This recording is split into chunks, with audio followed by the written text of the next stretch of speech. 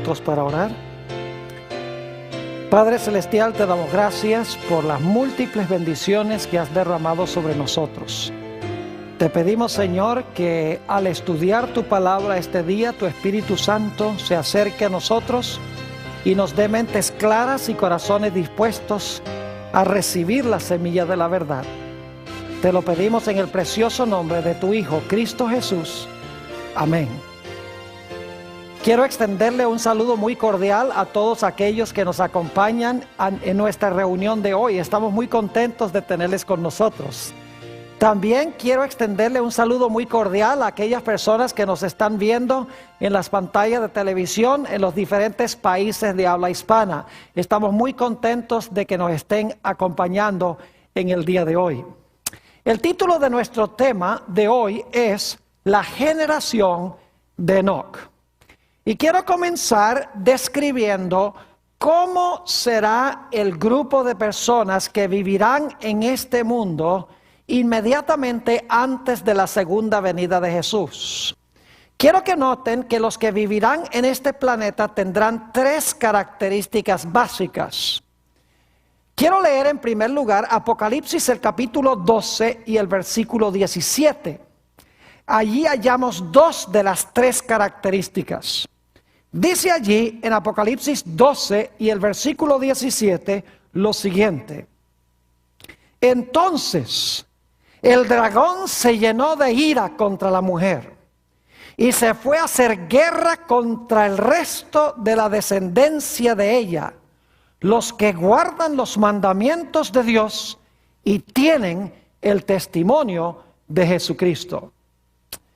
Notamos aquí que el dragón va a estar airado con el pueblo de Dios, con el remanente final. Y en realidad tienen dos características principales. Dice en la última parte del versículo que guardan los mandamientos de Dios y en segundo lugar tienen el testimonio de Jesucristo. Ahora, yo creo que no tenemos problemas con lo que significa la expresión los mandamientos de Dios. Son los 10 mandamientos de Dios. Pero ¿qué significa el testimonio de Jesucristo? Vamos en nuestras Biblias a Apocalipsis, el capítulo 19 y el versículo 10. Apocalipsis 19 y el versículo 10, donde hallamos una explicación de lo que es el testimonio de Jesucristo. Dice allí, está hablando Juan: yo me postré a sus pies para adorarle. Es decir, se le aparece un ángel y Juan siente el impulso de adorarlo. Y él me dijo: mira, no lo hagas. Yo soy consiervo tuyo y de tus hermanos que tienen el testimonio de Jesús. Adora a Dios, porque el testimonio de Jesús es el espíritu de la profecía. Notamos entonces que el testimonio de Jesús es el espíritu de profecía. Y la razón por la cual se llama espíritu de profecía es porque el don de profecía es uno de los dones que imparte el Espíritu Santo. Es decir, el remanente final que Satanás va a odiar, va a ser odiado por dos razones. Número uno, porque guarda los mandamientos de Dios, y en segundo lugar, porque tienen el don de profecía o el testimonio de Jesucristo. Pero hay una tercera característica que queremos notar en cuanto a esa generación final que va a vivir en este mundo. Apocalipsis el capítulo 14 y el versículo 12 tiene esa característica. En realidad se repite una de las características que ya vimos y se añade otra. Dice en Apocalipsis 14 y el versículo 12 lo siguiente: aquí está la paciencia de los santos, los que guardan los mandamientos de Dios y la fe de Jesús. Quiero que noten que la generación final, según esto, va a tener la fe de Jesús, además de guardar los mandamientos de Dios. Es decir, que la generación final que vivirá en este mundo tendrá tres características básicas. Uno, guardarán los mandamientos de Dios. 2, tendrán el don de profecía, que es el testimonio de Jesucristo. Y en tercer lugar, dice que tendrán la fe de Jesús o guardarán la fe de Jesús. Ahora, a fin de entender esta generación final, necesitamos regresar a los días antes del diluvio, porque vamos a encontrar que la generación antes del diluvio ilustra la generación que existirá al final de la historia. Lo primero que quiero que notemos en cuanto a la generación antes del diluvio es que había dos grupos. El primer grupo eran los impíos y el segundo grupo constituía los justos. En realidad estos dos grupos los hayamos mencionados en Génesis el capítulo 4, donde está la genealogía de Caín, de los impíos, y en Génesis 5 tenemos la genealogía de los justos. Ahora quiero que notemos la condición del mundo inmediatamente antes del diluvio. Dice en Génesis el capítulo 6 y el versículo 5 lo siguiente en cuanto a la condición moral del mundo. Y leo: y vio Jehová que la maldad de los hombres era mucha en la tierra, y que todo designio de los pensamientos del corazón de ellos era de continuo solamente el mal. Noten aquí que nos dice que el mundo estaba casi completamente desmoralizado. De continuo los seres humanos pensaban solamente en el mal. Y por lo tanto Dios en Génesis 7 y el versículo 23 describe que iba a destruir al planeta Tierra. Iba a destruir a aquellos que estaban violando los principios morales de Dios. Hemos visto antes del diluvio la perspectiva de los impíos. El mundo estaba desmoralizado y por lo tanto Dios dijo: voy a destruir a los impíos. Pero ¿qué diríamos de los justos? Quiero que notemos que en realidad antes del diluvio había dos diferentes grupos de justos. Había una sola categoría de impíos, los que fueron destruidos en el diluvio. Pero había dos categorías de justos antes del diluvio. Y ya van a entender lo que estoy diciendo. Voy a leer ahora varios versículos o porciones de versículos que hallamos en Génesis el capítulo 5. Vamos a notar la primera categoría de justos que vivían antes del diluvio. Dice en Génesis 5:5: y fueron todos los días que vivió Adán 930 años y murió. En el versículo 8 dice: y fueron todos los días de Set 912 años y murió. Dice en el versículo 11: y fueron todos los días de Enos 905 años y murió. Versículo 14: y fueron todos los días de Cainán 910 años y murió. Versículo 17: y fueron todos los días de Maalaleel 895 años y murió. Versículo 20: y fueron todos los días de Jared 962 años y murió. En el versículo 27 dice: fueron pues todos los días de Matusalén 969 años y murió. En el versículo 31 dice: y fueron todos los días de Lamec 777 años y murió. Y finalmente en Génesis 9:29 dice: y fueron todos los días de Noé 950 años y murió. La primera categoría de justos que vivían en el mundo antes del diluvio fueron aquellos que pertenecían al linaje santo y que murieron. Pero hubo una segunda categoría de ser justo que vivió antes del diluvio. Notemos lo que dice en Génesis, el capítulo 5 y el versículo 24, sobre esta segunda categoría de persona justa. Dice allí en Génesis 5:24 lo siguiente: caminó pues Enoc con Dios y desapareció porque le llevó Dios. Fíjese que en toda la genealogía que leímos, los diversos versículos, dice y murió, y murió, y murió, y murió. Pero aquí encontramos un personaje que cabe dentro de otra categoría. Dice que no caminó con Dios y desapareció porque lo llevó Dios. Ahora, en el libro de los Hebreos, el capítulo 11 y el versículo 5, se amplía lo que leímos en Génesis 5:24. Aquí vamos a encontrar que Enoc no murió. Dice allí en Hebreos 11 y el versículo 5, por la fe, Enoc fue traspuesto para no ver muerte y no fue hallado porque lo traspuso Dios. Y antes que fuese traspuesto, tuvo testimonio de haber agradado a Dios.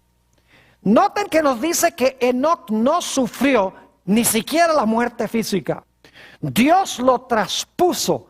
Es decir, Dios se lo llevó al cielo de entre los vivos. Enoc nunca murió ni siquiera la muerte física. Es decir, en la genealogía de los justos, en Génesis 5, tenemos dos clases de personas justas. Los que murieron antes del diluvio, con la excepción de Noé, que murió después. Y luego tenemos a Enoc, que fue trasladado al cielo de entre los vivos. Resulta obvio que Enoc estaba en una categoría especial, porque solamente él fue trasladado al cielo de entre los vivos. Inmediatamente nos preguntamos, ¿por qué será que Enoc fue traspuesto al cielo sin ver la muerte? Mientras que todos los otros héroes pasaron por la experiencia de la muerte y resucitarán cuando Jesús venga, porque eran fieles. Bueno, quiero decirles que en la Biblia Enoc se menciona solamente en 4 pasajes. Así que si vamos a descubrir por qué Enoc estaba en una categoría especial y por qué Dios los traspuso al cielo, vamos a tener que descubrir la razón en estos 2 pasajes. Quiero mencionarles, estos pasajes son cortos, no tienen aparentemente mucha información, pero en realidad cuando miramos estos pasajes con cuidado, podemos descubrir muchas cosas en cuanto a Enoc. El primer pasaje es el que acabamos de leer, Génesis 5 y el versículo 21 al 24, a donde se nos dice que Dios llevó a Enoc porque Enoc caminó con él. El segundo texto está en Lucas 3 y el versículo 37. No se dice mucho aquí en cuanto a Enoc, sencillamente se menciona en la genealogía de Jesús. El tercer texto donde se menciona a Enoc es en Hebreos, el capítulo 11 y el versículo 5, donde acabamos de leer de que Dios lo traspuso, que no vio la muerte y que antes de que Dios lo traspusiera, agradó a Dios. El último pasaje a donde se menciona Enoc es en el libro de Judas, ese librito que se encuentra inmediatamente antes de Apocalipsis, los versículos 14 y 15 de Judas. Pareciera que la Biblia no tiene mucho que decir de Enoc. Imagínense, solamente 4 lugares en la Biblia: Génesis 5, 21 al 24, Lucas 3, 37, Hebreos 11, 5 y Judas 14 y 15. Pero no nos engañemos. A pesar de que se menciona en pocos versículos, cuando examinamos con cuidado lo que dicen estos versículos, descubrimos muchas cosas en cuanto a Enoc y sabemos por qué razón es que Dios lo traspuso de entre los vivos cuando todos los demás pasaron por la experiencia de la muerte.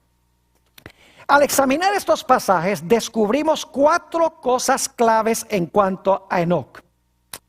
En primer lugar, vamos a encontrar que Enoc caminó con Dios.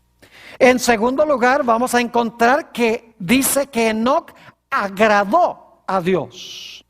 En tercer lugar, vamos a encontrar que Enoc tuvo fe en Dios.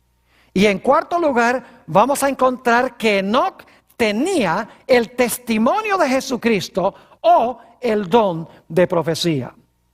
Examinemos nuevamente los versículos claves que nos demuestran estas 4 características.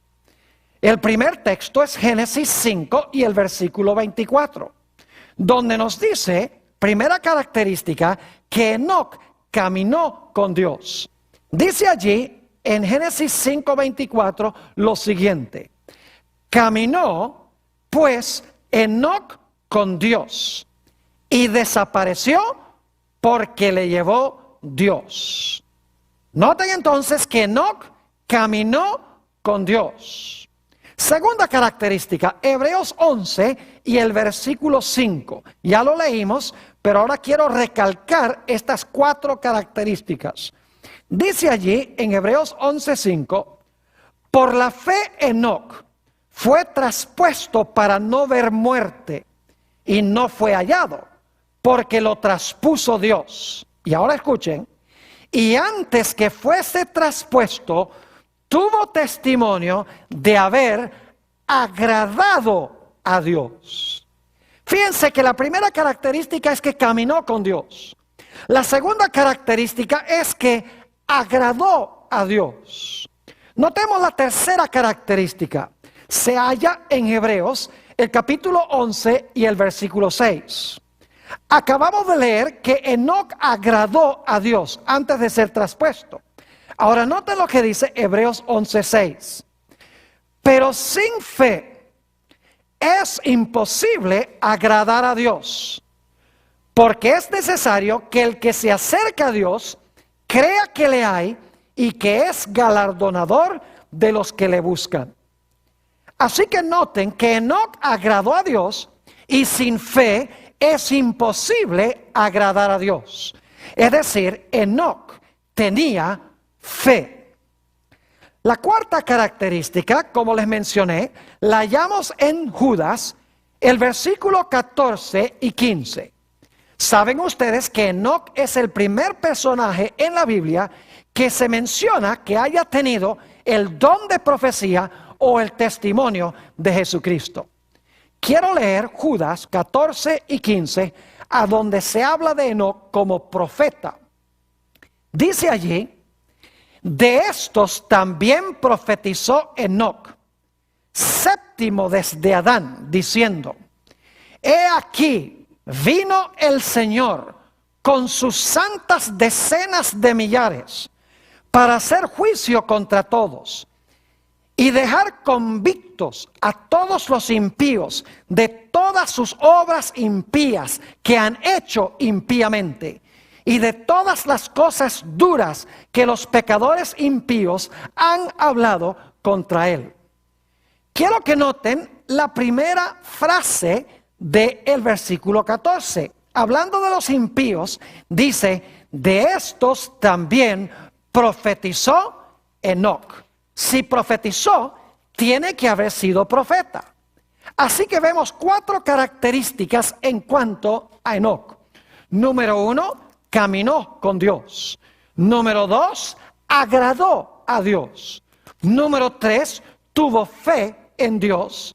Y número 4, poseía el don de profecía, o lo que la Biblia llama el testimonio de Jesucristo. Ahora vamos a examinar cada una de estas características, porque como les mencioné, solamente tenemos unos pocos versículos en cuanto a Enoc, Pero cuando miramos en el resto de la Biblia, lo que significa caminar con Dios, lo que significa agradar a Dios, lo que significa tener fe en Dios y lo que significa el testimonio de Jesucristo, en otros pasajes fuera de los que mencionan a Enoc, captamos un cuadro de la razón por la cual Enoc estaba en una categoría especial. Y por esa categoría especial, por esas características especiales, Enoc fue trasladado de entre los vivos, mientras que todos los demás pasaron por la experiencia de la muerte. Preguntémonos entonces, en primer lugar, ¿qué significa caminar con Dios? La característica primera de Enoc. ¿Qué significa caminar con Dios? Vamos a buscar en nuestras Biblias el libro de Amós, el capítulo 3 y el versículo 3. Vamos a examinar versículos de la Biblia que hablan sobre lo que significa caminar con Dios. Así vamos a ampliar el sentido en que Enoc caminó con Dios. Dice en Amós 3 y el versículo 3: ¿andarán dos juntos si no estuvieren de acuerdo? Ahora, debo decirles que cada vez que la versión del 60, que es la que estoy usando yo, usa la palabra andar, en realidad es la palabra caminar. Se puede traducir caminar. Así que este versículo dice: ¿caminarán dos juntos si no estuvieren de acuerdo? Notamos entonces que si Enoc caminó con Dios, tenía que estar de acuerdo con el corazón de Dios. Ahora, saben que muchas veces en el Antiguo Testamento, cuando se menciona caminar con Dios, se vincula con guardar los mandamientos de Dios. Note, por ejemplo, Deuteronomio 10 y los versículos 12 y 13. Deuteronomio 10 y los versículos 12 y 13. Quiero que noten las diferentes palabras que se conectan o se vinculan, que tienen que ver con caminar con Dios. Dice allí: ahora pues, Israel, ¿qué pide Jehová de ti?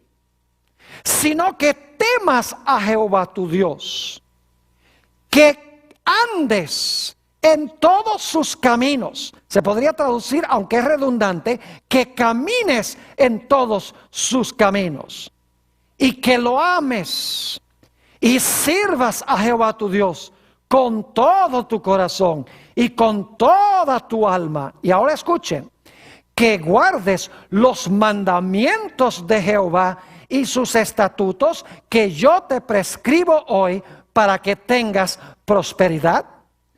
Noten los términos sinónimos en este pasaje. Habla de caminar con Dios, habla de amar a Dios, servir a Dios, y habla de guardar los mandamientos de Dios. Es decir, caminar con Dios significa amarle, significa temerle, significa guardar sus santos mandamientos. Otro texto donde se vincula el guardar los mandamientos con el caminar con Dios es Deuteronomio 13 y el versículo 4. Deuteronomio 13, 4. Dice allí: en pos de Jehová vuestro Dios andaréis. Nuevamente se puede traducir caminaréis. Ahora escuchen: a él temeréis, guardaréis sus mandamientos y escucharás su voz, a él serviréis y a él seguiréis. Fíjense todas las palabras sinónimas. Caminar con Dios significa temerle, significa guardar sus mandamientos, significa escuchar su voz, significa servirle y significa seguirle. Nuevamente notamos que caminar con Dios se conecta con la idea de guardar la santa ley de Dios, con la obediencia a Dios. Notemos algunos textos más del Antiguo Testamento antes de leer un pasaje en el Nuevo.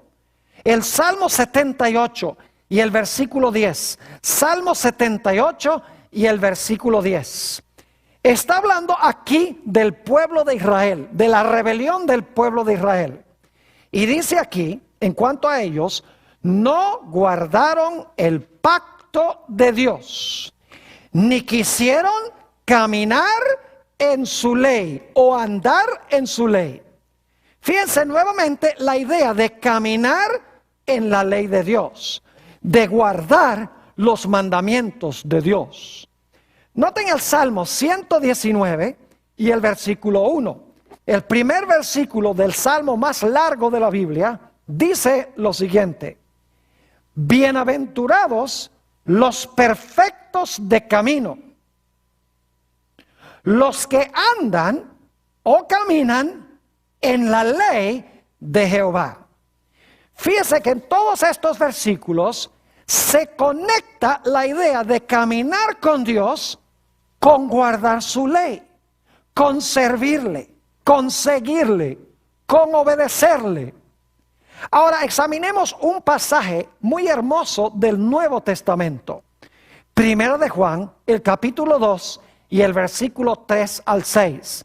Primero de San Juan, el capítulo 2 y el versículo 3 al 6. Noten nuevamente cómo se conecta la idea de caminar con Dios con la idea de guardar los mandamientos de Dios.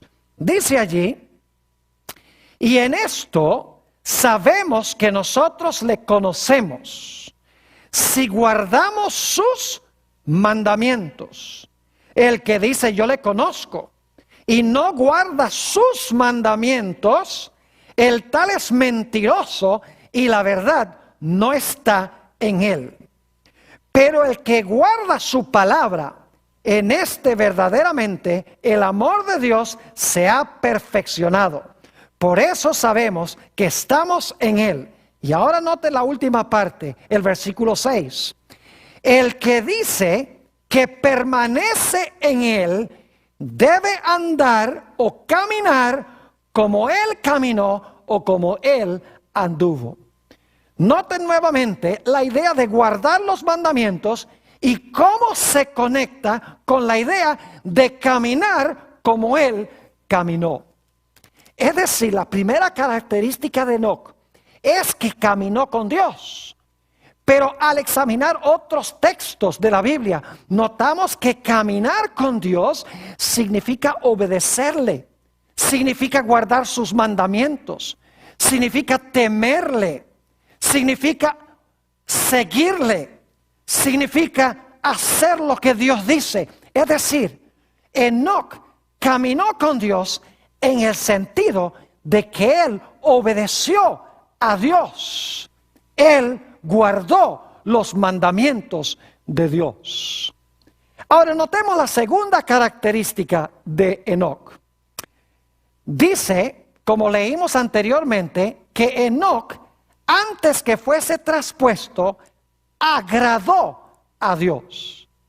Ahora yo quiero que ustedes noten que agradar a Dios también se conecta con hacer la voluntad de Dios y con guardar la ley de Dios. Note lo que dice Primera de San Juan, el capítulo 3 y el versículo 22. Primera de San Juan, el capítulo 3 y el versículo 22. Dice allí: y cualquier cosa que pidiéremos, la recibiremos de él.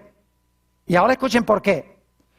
Porque guardamos sus mandamientos, y ahora escuchen, y hacemos las cosas que son agradables delante de él. Fíjense cómo se conecta hacer lo que es agradable delante de Dios con la idea de guardar sus mandamientos. Es decir, cualquier cosa que le pedimos a Dios, Él nos la da porque guardamos sus mandamientos, que es lo mismo que hacer lo que es agradable delante de Él. Noten también San Juan 8 y el versículo 29. Aquí se está hablando de Jesús. Es más, Jesús es el que está hablando. Y dice lo siguiente: porque el que me envió conmigo está, es decir, el Padre. No me ha dejado solo el Padre. ¿Y por qué el Padre no lo dejó solo? Dice, porque yo hago siempre lo que le agrada. Fíjense nuevamente la idea de que agradar a Dios significa hacer lo que Dios quiere que hagamos. Significa guardar sus mandamientos, según vimos en 1 de San Juan 3:22. Noten también Romanos, el capítulo 8 y los versículos 7 al 9. Romanos 8, 7 al 9.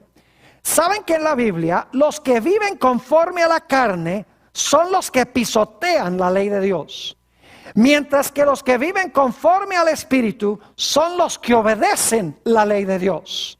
Fíjense lo que dice Romanos 8, 7 y 9. Dice el apóstol Pablo: por cuanto los designios de la carne son enemistad contra Dios.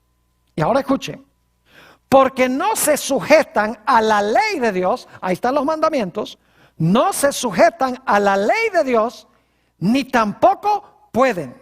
Y ahora escuchen: y los que viven según la carne no pueden agradar a Dios.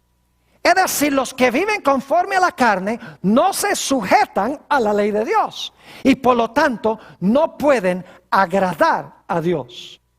¿Saben ustedes que el apóstol Pablo nos describe las obras de la carne en el libro de Gálatas, el capítulo 5?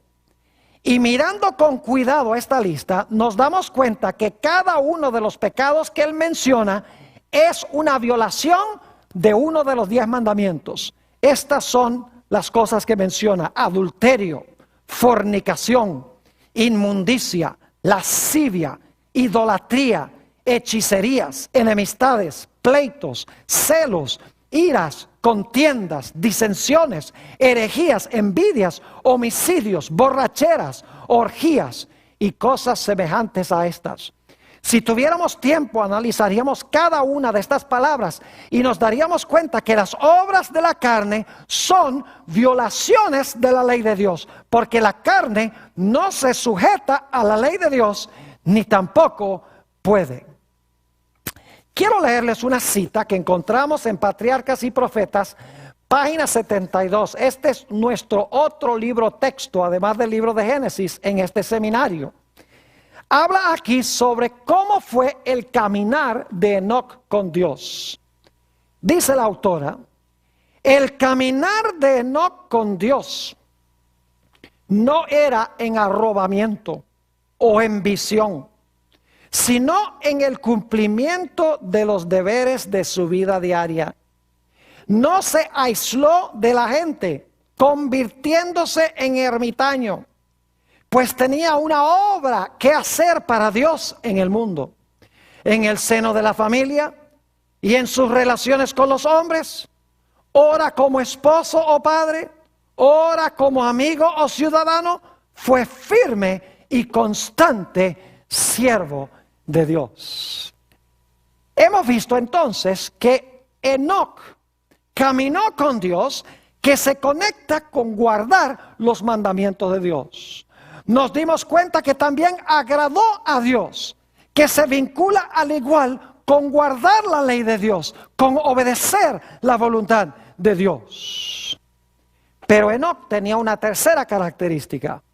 Enoc tenía fe. Note lo que dice en Hebreos el capítulo 11 y el versículo 1 sobre lo que es la fe. Nos dimos cuenta en Hebreos 11:6 que dice que sin fe es imposible agradar a Dios. Y en el versículo anterior dice que Enoc agradó a Dios. Ahora, si Enoc agradó a Dios y sin fe es imposible agradar a Dios, entonces Enoc era un hombre de gran fe. Pero surge la pregunta: ¿qué es la fe que tuvo Enoc? ¿En qué tuvo fe? Noten Hebreos el capítulo 11 y el versículo 1, a donde tenemos la definición de la fe que tenía Enoc. Dice allí: es pues la fe la certeza de lo que se espera, la convicción de lo que no se ve. Ahora inmediatamente nos preguntamos: ¿qué es lo que estaba esperando Enoc? ¿Qué es lo que Enoc no podía ver con sus ojos, que podía ver a través de la fe? No cabe duda alguna, como hemos estudiado en un tema anterior, de que Enoc miraba hacia la ciudad cuyo constructor y artífice era Dios.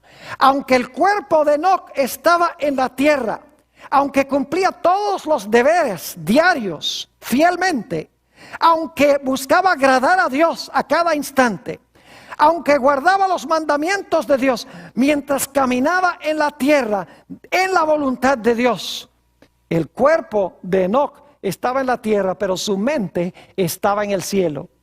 Él miraba hacia la ciudad que él esperaba en el futuro.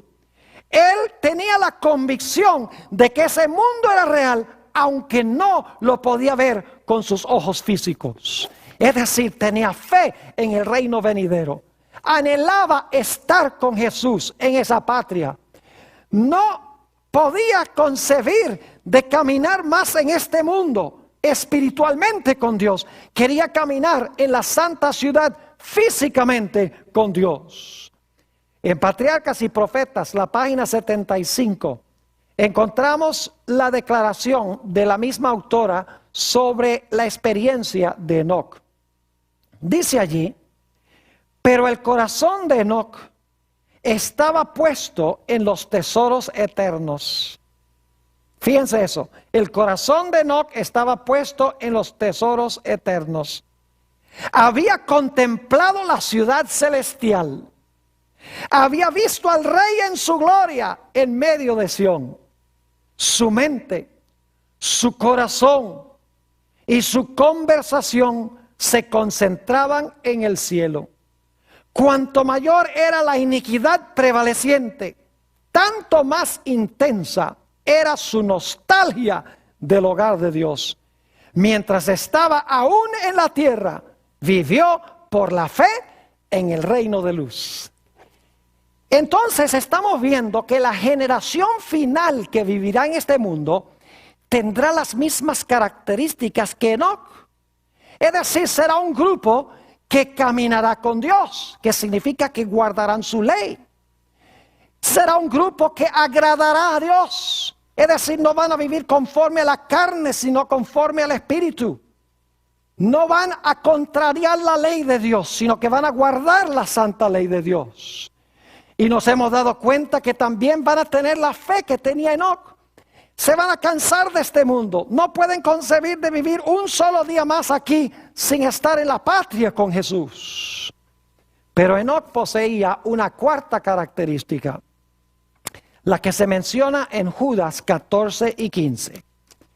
Enoc tenía el testimonio de Jesucristo. Enoc tenía, en otras palabras, el don de la profecía. Lo vimos en el libro de Judas, los versículos 14 y 15, donde dice que Enoc fue séptimo desde Adán y profetizó en cuanto a la maldad del mundo y cómo el mundo iba a ser destruido por causa de esa maldad. Nuevamente dice en Judas 14 y 15 lo siguiente: de estos también profetizó Enoc, séptimo desde Adán, diciendo: he aquí vino el Señor con sus santas decenas de millares para hacer juicio contra todos y dejar convictos a todos los impíos de todas sus obras impías que han hecho impíamente y de todas las cosas duras que los pecadores impíos han hablado contra él. Noten que no solamente vivía Enoc una vida santa, sino a través del don de profecía desenmascaró y amonestó al mundo por causa de su maldad y le advirtió al mundo que cambiaran sus caminos por el poder de Dios, o si no, Dios iba a venir en juicio en contra de ellos. En el libro Patriarcas y Profetas, la página 73, encontramos esta declaración en cuanto al don profético que tenía Enoc. Dice: por medio de santos ángeles, Dios reveló a Enoc su propósito de destruir al mundo mediante un diluvio. Y también le hizo más manifiesto el plan de la redención.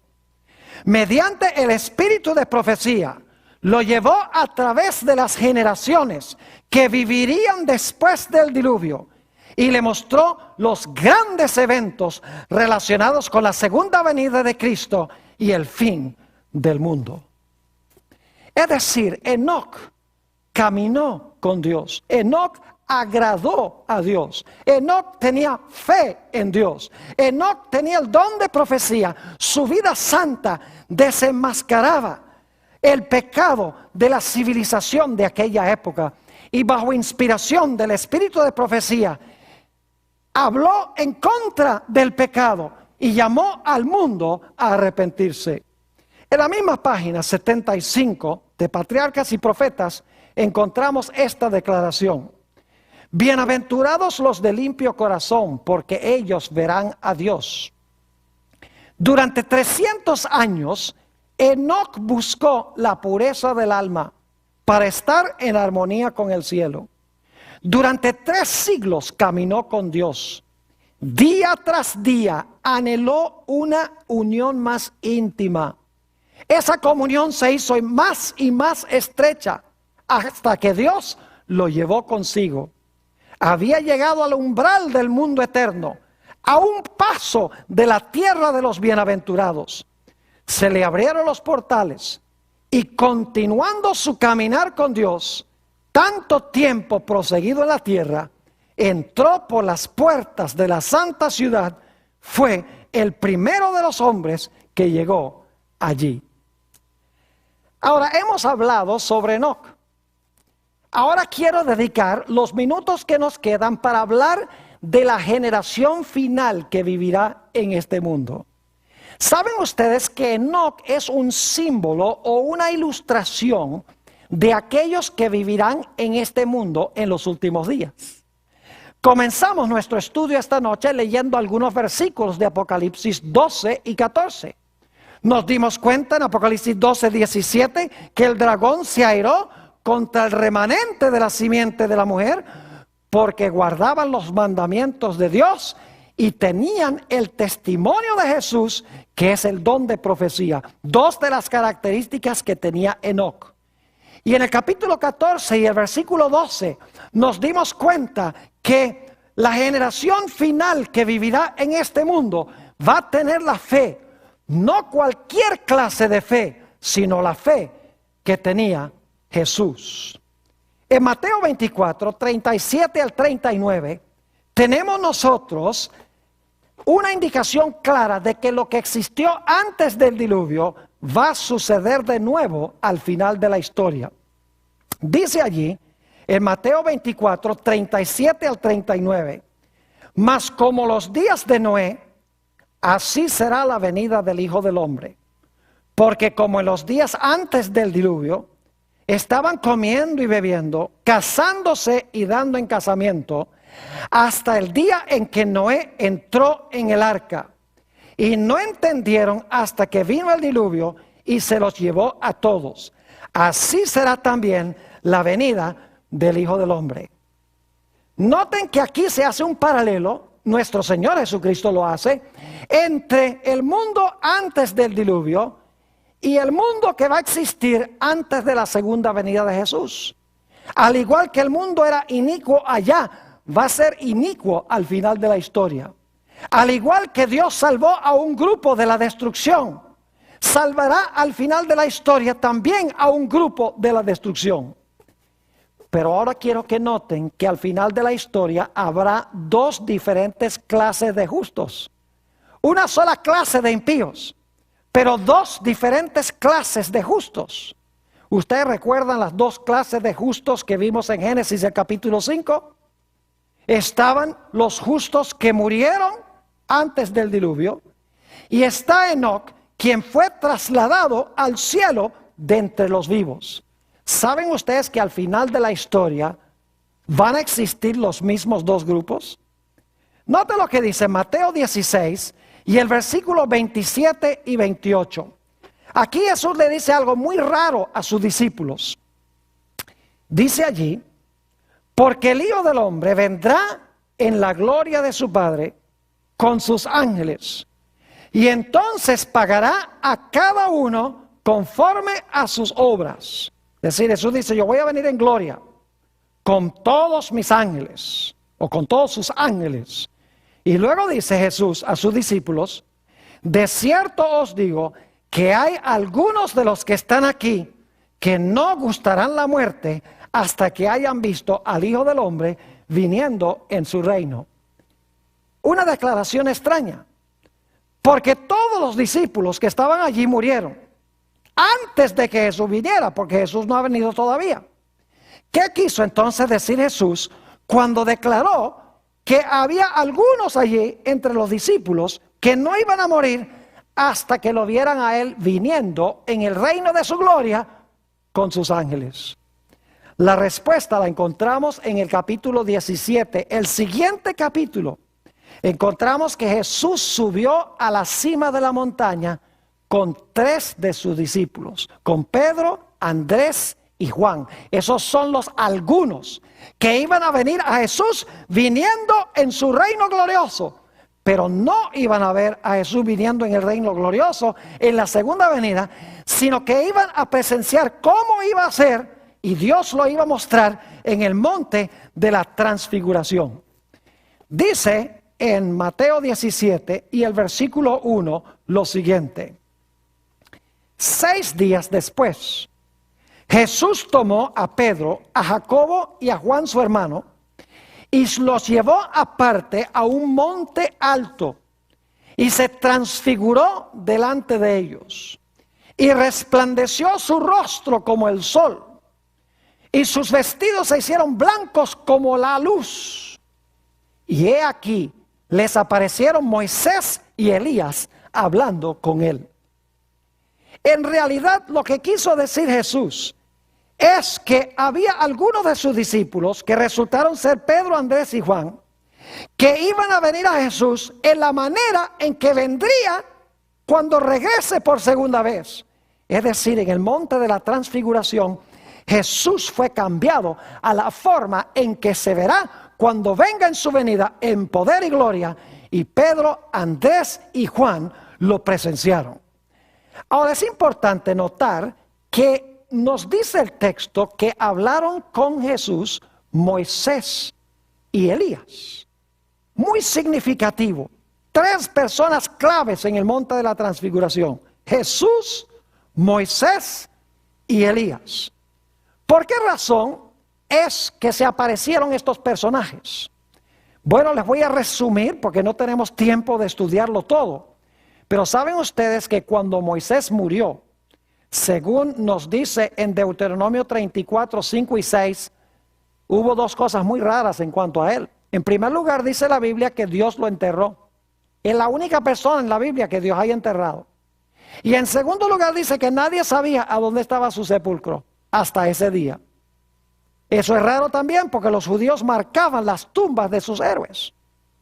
Y luego encontramos aquí en Mateo 17 que Moisés está en el monte de la transfiguración. ¿Cómo es que llegó Moisés al monte de la transfiguración si murió antes de entrar a la tierra prometida? Nadie sabía dónde estaba su sepulcro. Dios lo enterró. La respuesta es que según la Biblia, Moisés resucitó de los muertos. En Judas 9 nos dice que vino el arcángel Miguel a lidiar con el diablo sobre el cuerpo de Moisés. Es decir, Miguel había venido para llamar a Moisés del sepulcro, para entonces llevarse a Moisés al cielo. Y por eso es que Moisés descendió del cielo en el monte de la transfiguración. Es decir, Moisés representa a aquellos que mueren y resucitan y luego son trasladados. Pero luego tenemos el caso de Elías. Elías, según nos dice la Biblia, fue transportado al cielo en un carruaje de fuego sin experimentar la muerte. Elías, en otras palabras, representa a aquellos que serán trasladados al cielo de entre los vivos. Es decir, no van a morir antes de que Jesús venga.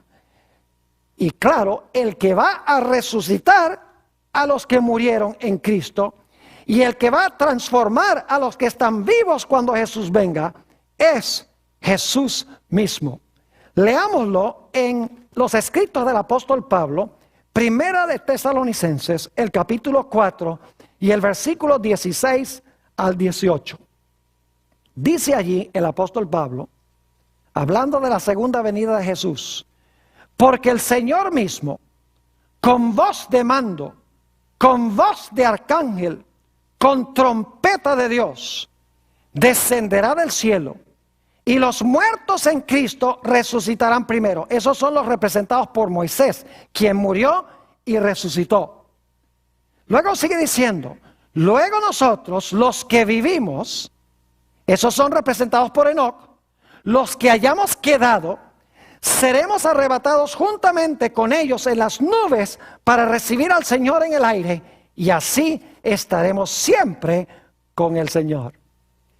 Es decir, que tenemos la misma representación al final que hubo en los días de Enoc. Tenemos dos grupos de justos: los que van a morir y resucitar para encontrarse con Jesús en las nubes, y aquellos que van a ser trasladados al cielo de entre los vivos como Enoc. Ahora, no podría concluir este tema sin recalcar y enfatizar que el Nuevo Testamento nos indica repetidas veces que los que van a estar vivos cuando el Señor Jesucristo venga van a tener un carácter muy especial. Van a ser como Enoc, van a guardar los mandamientos de Dios. Su único interés en la vida va a ser agradar a Dios. Van a tener también el don de la profecía para desenmascarar el mal en el mundo y llamar a los impíos al arrepentimiento. Van a tener la fe de Jesús, una fe inquebrantable. Aunque sus cuerpos van a estar en la tierra, sus mentes van a estar con Jesús en la patria celestial. Y no van a soportar la idea de vivir un solo día más aquí en este planeta. Vez tras vez, el Nuevo Testamento enfatiza que se necesita una preparación especial, como la que tuvo Enoc, para estar vivo cuando el Señor Jesucristo regrese en poder y gloria. Permítame mencionarles algunos de esos versículos. San Mateo 5 y el versículo 8 dice: bienaventurados los de limpio corazón o los de puro corazón, porque ellos verán a Dios. Note lo que dice el libro de los Hebreos, el capítulo 12 y el versículo 14. Hebreos, el capítulo 12 y el versículo 14. Hablando de los que van a vivir en este planeta en los últimos días, los que van a ver al Señor, dice: seguid la paz con todos y la santidad, sin la cual nadie verá al Señor. Es decir, el pueblo de Dios va a desarrollar como Enoc la santidad, sin la cual nadie verá al Señor cuando venga. Noten Efesios, el capítulo 5, vez tras vez encontramos esta idea de que la iglesia final, la que va a pasar por la tribulación, los que van a estar vivos, van a tener un carácter limpio, especial, van a guardar la ley de Dios, van a agradar a Dios, van a predicar al mundo el arrepentimiento de las obras impías, y van a tener una fe inquebrantable como la que tuvo Enoc, y van a ser trasladados de entre los vivos. Dice en Efesios 5 y el versículo 25: maridos, amad a vuestras mujeres, así como Cristo amó a la iglesia y se entregó a sí mismo por ella. Y ahora fíjense por qué se entregó Jesús: para santificarla, habiéndola purificado en el lavamiento del agua por la palabra, a fin de presentársela a sí mismo, una iglesia gloriosa, que no tuviese mancha, ni arruga, ni cosa semejante, sino que fuese santa y sin mancha. Fíjese la característica que se da de este grupo en Apocalipsis, el capítulo 14 y el versículo 5. Dice en cuanto a este grupo: y en sus bocas no fue hallada mentira, pues son sin mancha delante del trono de Dios. Vamos a necesitar estar muy cerca de Dios para pasar victoriosamente por la tribulación final. vamos a necesitar el carácter que tuvo Enoc. Quiero leer para terminar un pasaje del otro libro texto, Patriarcas y Profetas. Dice lo siguiente en la página 77. El piadoso carácter de este profeta representa el estado de santidad que deben alcanzar todos los que serán comprados de entre los de la tierra en el tiempo de la segunda venida de Cristo. En ese entonces, así como en el mundo antediluviano, prevalecerá la iniquidad, siguiendo los impulsos de su corrupto corazón y las enseñanzas de una filosofía engañosa. El hombre se rebelará contra la autoridad del cielo. Pero, así como Enoc, el pueblo de Dios buscará la pureza de corazón y la conformidad con la voluntad de su Señor, hasta que refleje la imagen de Cristo. Tal como lo hizo Enoc, anunciarán al mundo la segunda venida del Señor y los juicios que merecerá la transgresión. Y mediante su conversación y ejemplo santos, condenarán los pecados de los impíos. Así como Enoc fue trasladado al cielo antes de la destrucción del mundo por un diluvio, así también los justos vivos serán traspuestos de la tierra antes de la destrucción por el fuego. Oh, mis queridos amigos, hermanos y hermanas, que Dios nos ayude a desarrollar ese carácter semejante al de Enoc, para que cuando pasemos por la prueba final podamos salir victoriosos en Jesús.